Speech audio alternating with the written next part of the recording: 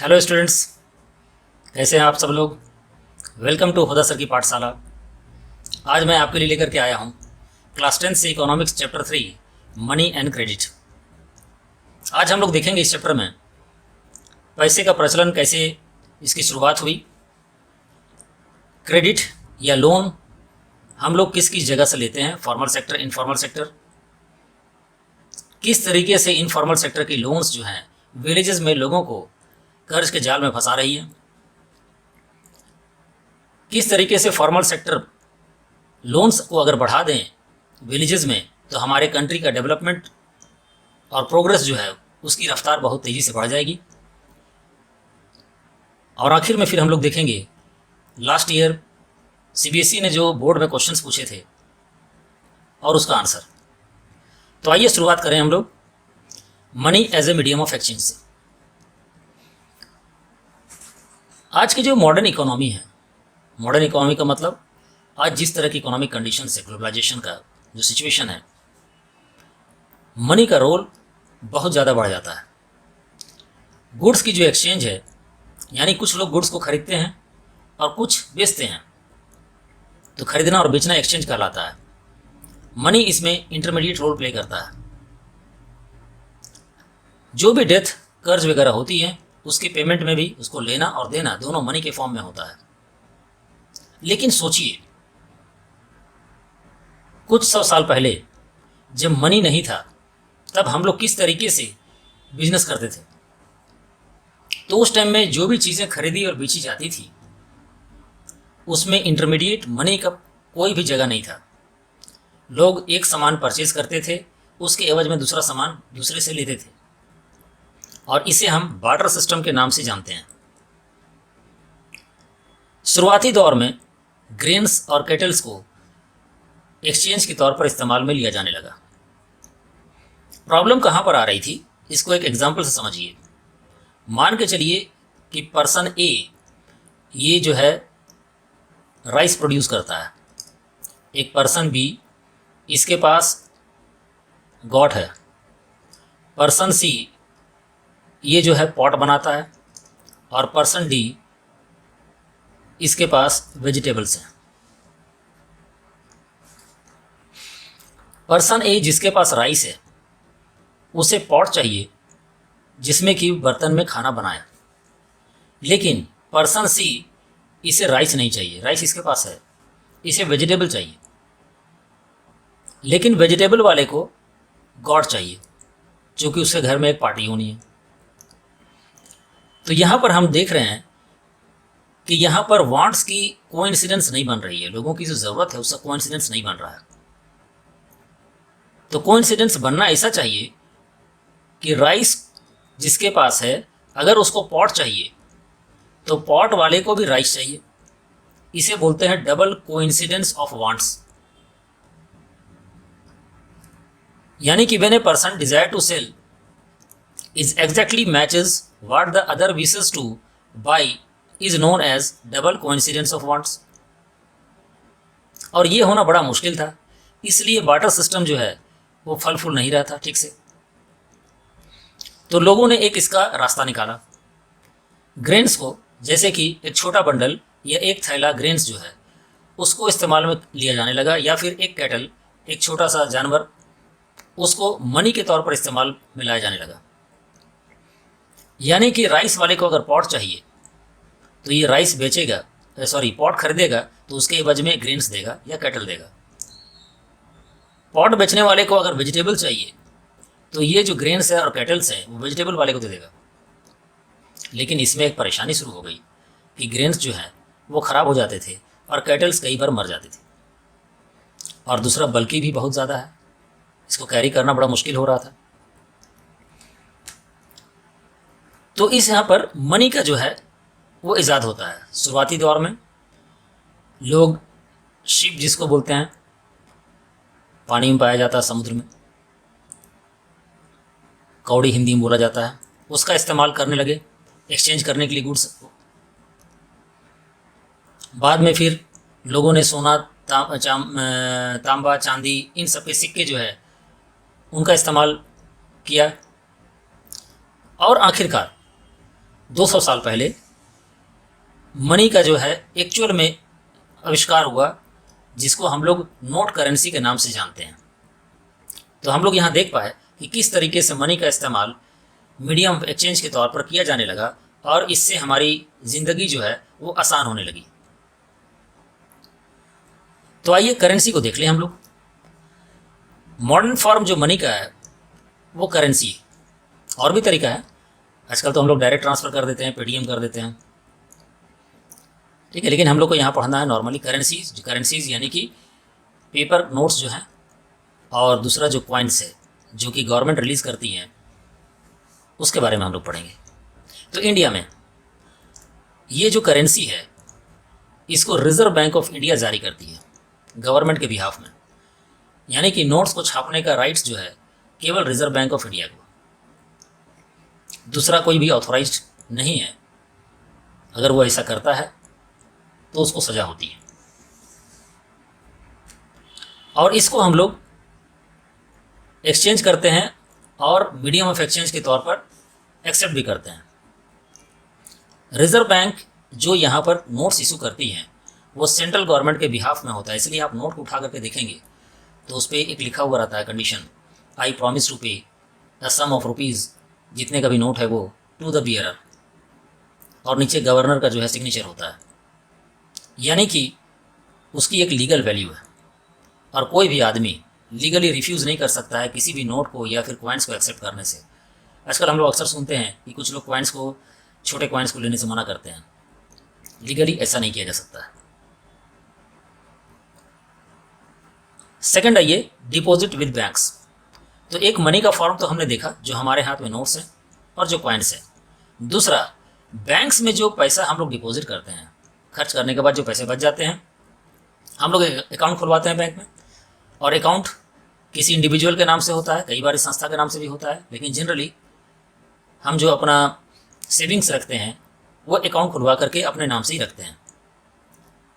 तो ये एक एक्स्ट्रा कैश होता है जो बच जाता है हमारे खर्च के बाद, और बैंक्स जो है उसके ऊपर इंटरेस्ट भी देती है हमें। और वो जो पैसे हम लोग बैंक में रखते हैं, जब भी हमें इसकी ज़रूरत पड़ती होती है तो बैंक से हम उसको विड्रॉ कर लेते हैं।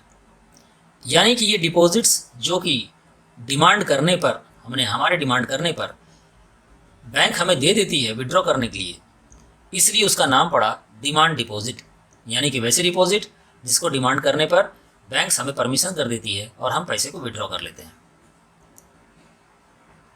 अकाउंट खुलवाने के बाद अक्सर बैंक जो है आपको एक चेक इशू कर देती है, जिससे कि आपको कैश को कैरी करने में और कैश को लेकर के फिर दूसरे को देने में परेशानी ना हो। तो यहाँ पर क्या करते हैं हम लोग कि चेक जो है एक इंस्ट्रूमेंट के तौर पर इस्तेमाल में आता है। मान करके चलिए कि ए को बी को 20 लाख रुपये देने हैं। अब 20 लाख रुपया वो बैंक से लेकर निकलेगा, मिसप्लेस होने का या और भी दूसरे तरह की डर है। बी रिसीव करेगा उसको, उसे भी फिर वापस बैंक में ले जाकर डिपॉजिट करना होगा, घर पर भी रखना बड़ा मुश्किल होता है। तो चेक एक इंस्ट्रूमेंट है जहाँ पर अगर उस इंडिविजुअल का नाम और उस अमाउंट को लिख करके हम सिग्नेचर कर देते हैं तो बैंक्स जो है डायरेक्टली उसके अकाउंट में उस पैसे को ट्रांसफ़र कर देती है। यानी कि कैश ना तो निकाला हमने, ना ही उसे कैश डिपॉजिट करने की ज़रूरत महसूस हुई, लेकिन एक इंडिविजुअल ए के पास से बी के पास कैश ट्रांसफ़र हो गया। तो आइए देख लें कि ये चेक्स होते कैसी हैं। तो यहाँ पर आप एक परफॉर्मा देख रहे होंगे चेक का, ये स्टेट बैंक ऑफ इंडिया के द्वारा रिलीज़ किया गया है। यहाँ पर आप देख रहे होंगे ये बैंक का एड्रेस है, राइट हैंड साइड पर डेट लिखा जाता है। यहाँ पर पे, जिसको पे करना है उसका वहाँ पर नाम लिखेंगे। मान करके चलिए कि हमें राकेश को देना है तो हम यहाँ पर राकेश लिख देंगे। रुपीज़, जितना अमाउंट पे करना है वो अमाउंट यहाँ पर हम लोग वर्ड्स में लिखते हैं, और अमाउंट लिखने के बाद ओनली ज़रूर लिखते हैं। यहाँ पर आप देख रहे होंगे न्यूमरिक्स में रुपये लिखना है तो जो अमाउंट लिखते हैं उसके बाद इस तरह से 00 या फिर इस तरीके से भी हम लोग यहाँ पर इसको काट देते हैं। यहाँ पर जो आप देख रहे हैं ये अकाउंट नंबर होता है। नीचे ये वाला जो पोर्शन है ये चेक का नंबर होता है। इस बार 23-24 में एग्जामिनेशन में, बोर्ड के एग्जामिनेशन में इसके बारे में पूछा गया था। यहाँ पर ऊपर में सिग्नेचर करना होता है और इस तरीके से हम उस इंडिविजुअल को पैसे देने के बजाय ये चेक दे देते हैं। और अगर हमें उसके अकाउंट में चाहिए, हमें ये डर है कि कहीं कोई दूसरा ना निकाल ले या मिसप्लेस ना हो जाए, तो यहाँ पर इस तरीके से क्रॉस करके अकाउंट पे ही लिख देते हैं, AC पे ही यहाँ पर। तो ये सिर्फ उस इंडिविजुअल के अकाउंट में ही पैसा जाएगा। तो नेक्स्ट टॉपिक पर आइए, loan activities of bank. Bank जो हमसे पैसा लेती है, आखिर वो उस पैसे का क्या करती है और हमें कैसे वो इंटरेस्ट देने लगती है। तो मान करके चलिए बैंक ने A से, B से, C से जो हमारा सेविंग्स था वो अमाउंट लिया। कोई जो है 1 लाख जमा किया वहाँ पर, कोई 2 लाख जमा किया, कोई 50,000 जमा किया। बैंक क्या करती है इस अमाउंट को, ये नीडी पर्सन्स को, जिन लोगों को ज़रूरत होती है उन लोगों को लोन देती है। बैंक्स नॉर्मली जो लोन देती है वो 10% से लेकर के 15% तक इंटरेस्ट लेती है। अब हमसे जो पैसा लिया उस पैसे को इसने लोन पे लगाया और 10 to 15% इंटरेस्ट लिया, लेकिन हम लोगों को क्या इंटरेस्ट मिलता है, तो जनरली सेविंग अकाउंट में 2.5% का इंटरेस्ट मिलता है। अगर फिक्स डिपॉजिट करेंगे तो कुछ ज़्यादा मिलेगा। तो बाकी पैसा ये बैंक्स को चलाने में जो एक्सपेंसेस हैं उसमें और बैंक की प्रॉफिट के तौर पर बैंक रख लेती है। तो बैंक यहाँ पर डिपॉजिटर्स और बोरोवर्स के बीच में एक मीडिएटर का काम कर रही है। हम हैं डिपॉजिटर्स ABC और यहाँ पर E जो है वो बोरोवर है।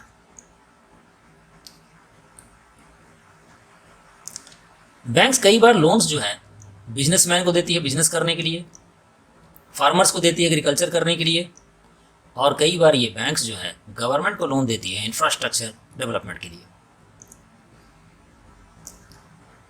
अब इस क्रेडिट सिचुएशन को देख रहे हैं कि यहाँ पर बैंक से क्रेडिट E ले लिया, लेकिन अक्सर ऐसा नहीं होता है।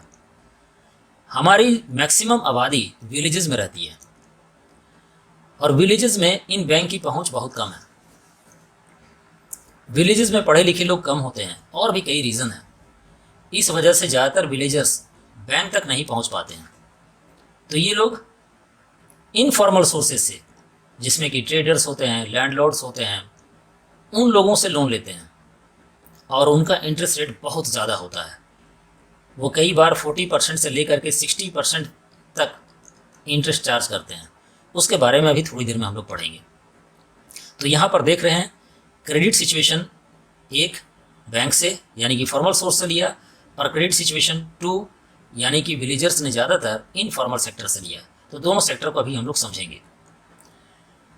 यहाँ पर इनफॉर्मल सेक्टर में जब ये 40% और 60% का इंटरेस्ट रेट, जो कि बहुत भारी इंटरेस्ट रेट होता है, इस पर लोन ले लेते हैं लोग, तो अक्सर नहीं चुका पाते हैं।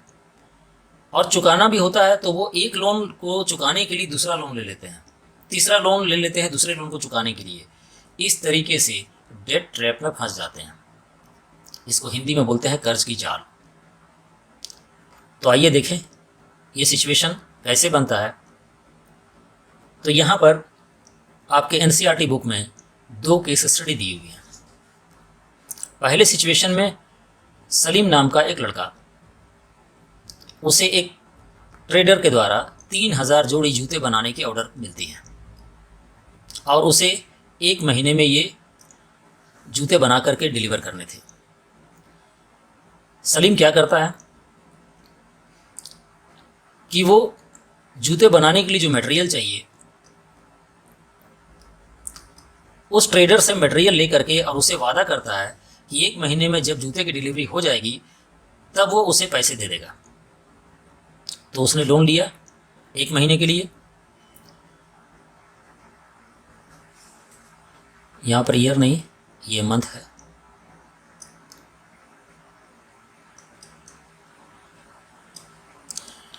इस तरीके से कुछ कैश वो मार्केट से ले लेता है, जिससे कि जूते बनाने के लिए, इतने सारे जूतों को बनाने के लिए जो लेबर उन्होंने या वर्कर्स को रखा है उनको पेमेंट कर सके। इसके बाद जिस ट्रेडर ने 3000 जोड़ी जूते के ऑर्डर दिए थे उनसे कुछ एडवांस ले लेता है। और इस तरीके से 1 महीने में वो जूते का ऑर्डर फुलफ़िल कर लेता है और जो लोन्स के अमाउंट थे वो सारे जिनसे भी बोरो किया था उसने उनको चुका देता है। इस तरीके से ये हैंडसम मनी अर्न कर लेता है। सिचुएशन नंबर 2, स्वप्ना एक छोटी फार्मर है, किसान है। 3 एकड़ उसके पास ज़मीन है और वो अपनी ज़मीन पर ग्राउंड नट वहाँ पर प्रोड्यूस करती है। उसने गांव के मनी लेंडर से कल्टीवेशन के लिए लोन लिया। अब जैसा कि आपको बताया कि गांव में जो मनी लेंडर्स होते हैं वो लोग बहुत हाई इंटरेस्ट चार्ज करते हैं।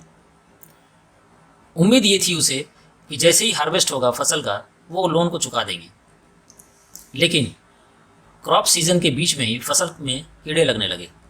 उसे महंगा पेस्टिसाइड खरीदना पड़ा और दवा डालनी पड़ी, लेकिन बहुत ज़्यादा फ़ायदा नहीं हुआ। क्रॉप फेल कर गया और साल के अंत में जो भी लोन था वो रीपे नहीं हो पाया।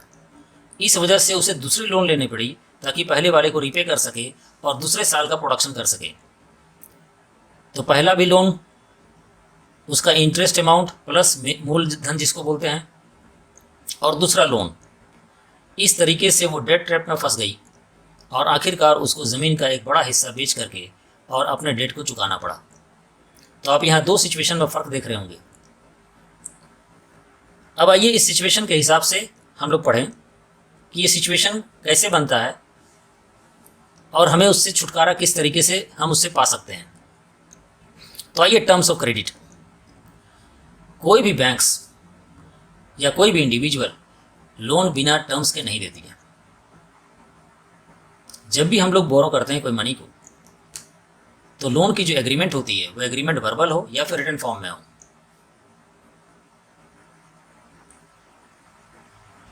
उसमें हो सकता है आपका इंटरेस्ट रेट तय हो, बोरोड मनी कितना अमाउंट आपने लिया हुआ है।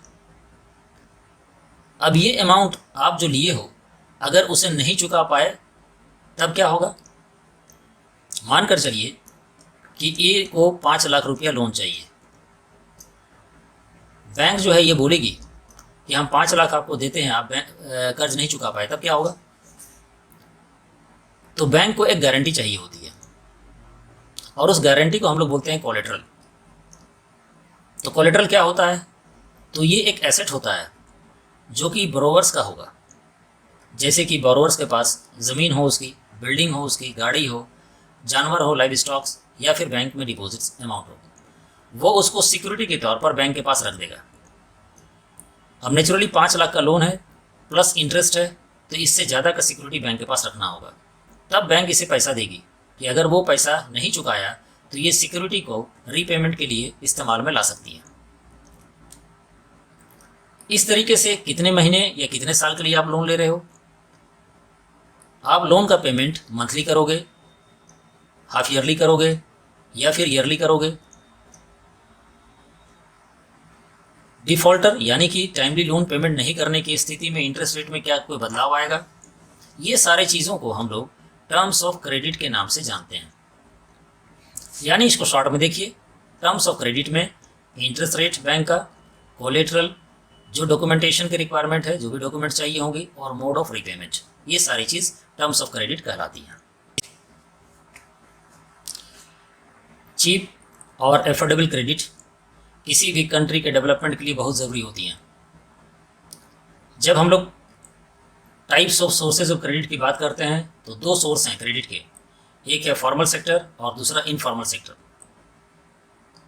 फॉर्मल सेक्टर में बैंक्स और कोऑपरेटिव्स ये सब आती हैं।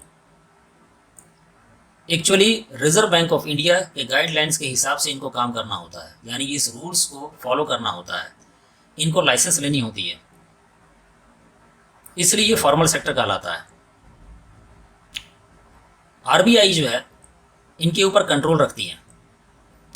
तो बैंक्स तो हम समझ ही रहे हैं, फाइनेंशियल इंस्टीट्यूशन है। कोऑपरेटिव के बारे में समझ लीजिए। कई बार कुछ लोग मिल करके और वो लोग इकोनॉमिक, सोशल या दूसरी नीड को पूरा करने के लिए एक ग्रुप का फॉर्मेशन करते हैं। उस ग्रुप का रजिस्ट्रेशन जो है वो लोग करवाते हैं गवर्नमेंट के पास। प्रमुख उद्देश्य उनका सर्व करना होता है सोसाइटी को। इसका एग्जाम्पल आप ले सकते हो अमूल। अमूल गुजरात की जो कंपनी है ये एक्चुअली में एक कोऑपरेटिव है और ये लगभग 3200 गांव के लोग, जिसमें कई हजार मेंबर्स हैं, इन लोगों ने मिलकर के बनाया है। इसी तरीके से बैंक, आप अगर किसी भी स्टेट में हो तो वहाँ पर कोऑपरेटिव बैंक्स के नाम से सुना होगा आपने, जैसे महाराष्ट्र कोऑपरेटिव बैंक है, मध्य प्रदेश कोऑपरेटिव बैंक है। तो लोग मिल करके कोऑपरेटिव बैंक्स का फॉर्मेशन करते हैं।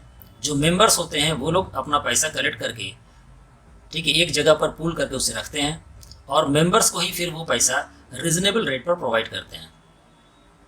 कोऑपरेटिव बैंक रिजर्व बैंक से लोन ले सकती है, चूँकि ये फॉर्मल सेक्टर है और रिजर्व बैंक के गाइडलाइंस को फॉलो करती है। इस तरीके से ये भी बैंक जो है कोऑपरेटिव्स, ये भी फॉर्मल सेक्टर के अंदर आती है।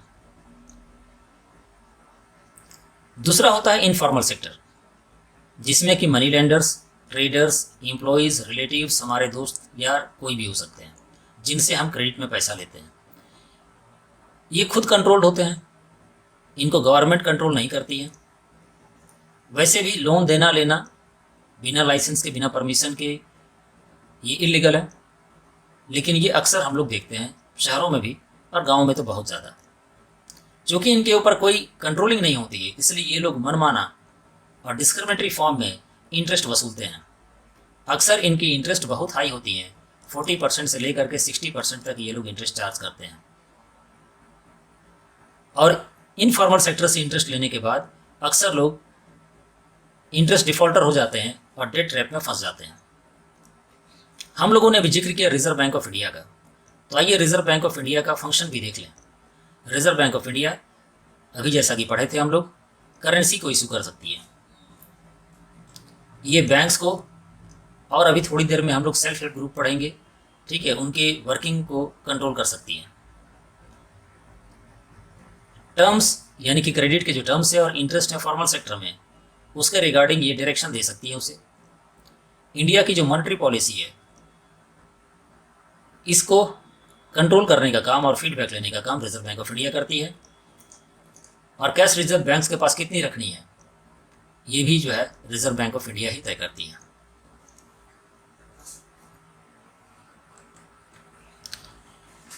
यहाँ पर हम लोग फॉर्मल और इनफॉर्मल क्रेडिट का एक रिकॉर्ड देख लें। क्रेडिट रूरल हाउसहोल्ड 2013 का ये जो है डेटा है, आप देख पा रहे हैं। कोऑपरेटिव सेक्टर से 27% लोगों ने लोन लिया, कमर्शियल बैंक से 25% ने, और मनी लेंडर से 30% लोगों ने। यानी कि रूरल हाउसहोल्ड्स जो हैं सबसे ज़्यादा पैसे मनी लेंडर से ले रहे हैं, जो कि 30% है। बाकी यहाँ पर ट्रेडर्स 3%, रिलेटिव फ्रेंड 7% और दूसरे 7% है। ये पूरा का पूरा इनफॉर्मल सेक्टर है यहाँ से।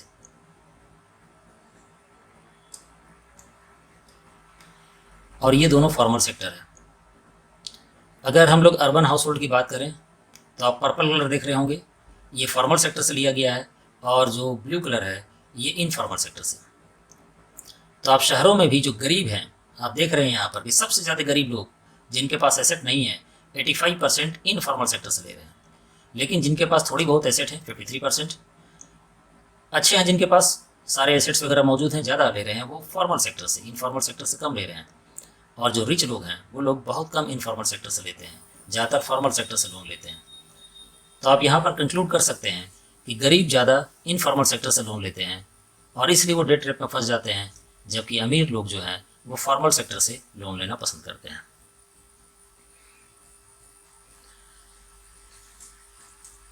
तो क्या करना चाहिए, कैसे जो है इंडिया की डेवलपमेंट बेहतर हो पाएगी और लोगों को डेट ट्रैप से बचाया जा सकता है?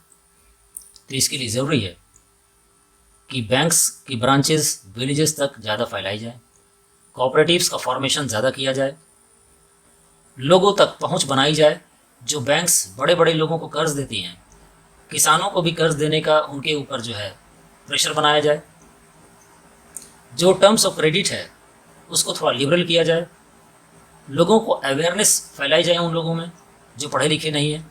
तो ये सारी चीज़ों को करके हम लोग जो है लोगों को डेट ट्रैप से बचा सकते हैं।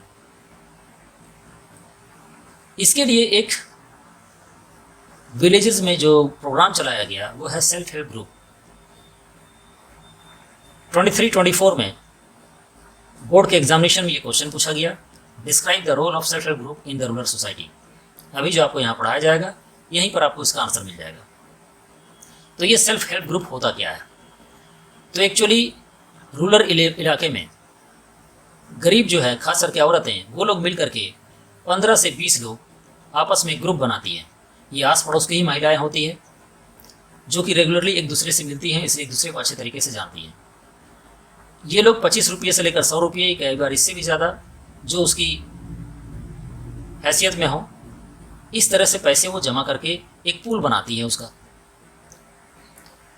चूँकि गांव में लोगों के पास कोलेट्रल के लिए ना तो वैसी एसेट्स होती हैं और ना ही उनकी जानकारी होती है, ना ही वो ज़्यादा इस पर ध्यान दे पाते हैं, इसलिए वैसे नीडी लोगों को ये लोग लोन देती हैं रिजनेबल रेट पर।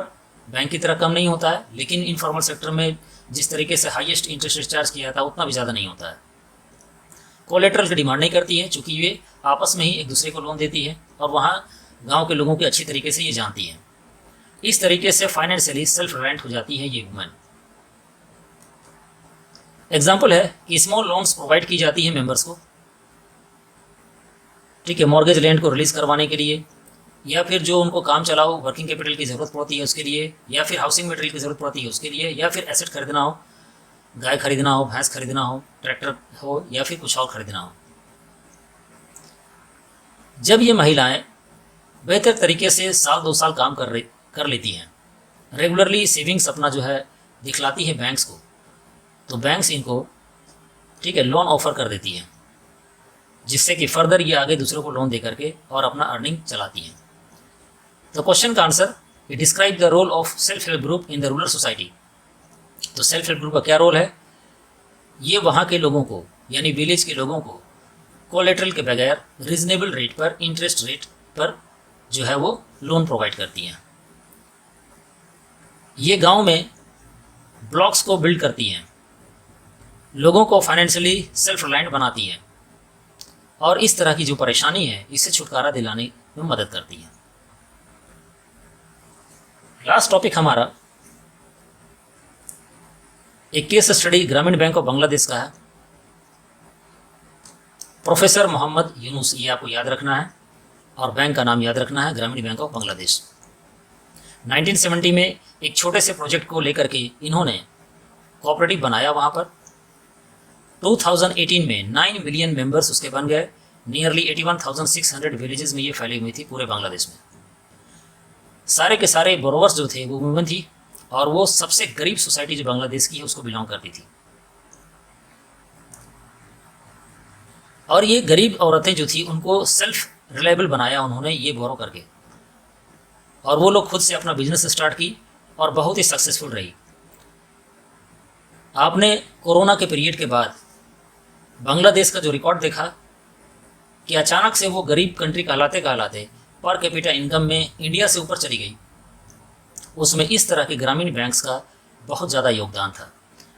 और इसी की वजह से, इस तरह के डेवलपमेंट होने की वजह से 2006 में उनको नोबेल प्राइज़ पीस के लिए दिया गया था। तो स्टूडेंट्स, अगर आपको हमारा चैनल पसंद आया हो तो इसे प्लीज़ सब्सक्राइब करें और लाइक करें, जिससे कि हमारा मनोबल बढ़े और हम फर्दर आपके लिए इस तरह की मटेरियल्स और ज़्यादा बनाएं। चैनल को देखने के लिए आप सबको थैंक यू वेरी मच।